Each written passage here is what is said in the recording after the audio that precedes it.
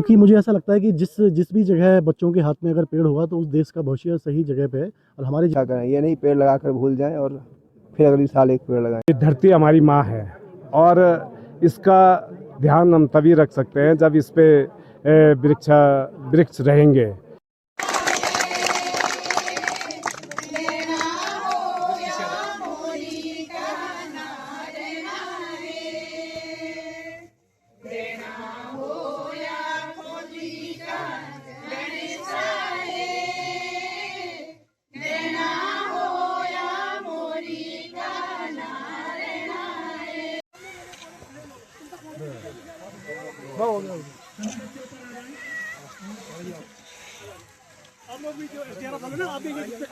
बहुत धन्यवाद आपका। हरेला पर्व कर सभी तहसीलवासियों को बहुत बहुत बधाई। प्रकृति की उपासना का पर्व है और बेसिकली ये हरियाली का पर्व है। और मेरी एक शुभकामना है कि सभी लोग माँ के नाम एक वृक्ष लगाएं। यही हमारे माननीय प्रधानमंत्री जी का भी संदेश है।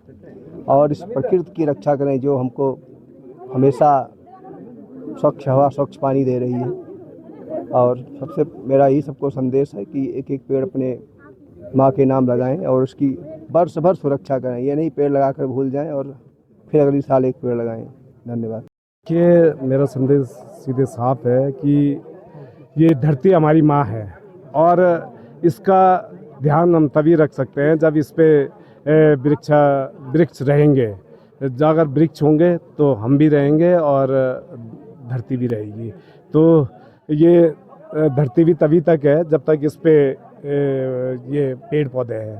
तो सभी लोगों को ये हरेला ही हरेला नहीं, हमेशा ही पेड़ पौधों को ध्यान रखना चाहिए और पेड़ पौधों को लगाना चाहिए। ये मेरा नहीं, देखिए ऐसा तो नहीं कह सकते हम कि वहाँ पे डेवलपमेंट पूरा है। आप अगर गए होंगे तो 7 मोड़ पे समय समय पर जाम लगता है।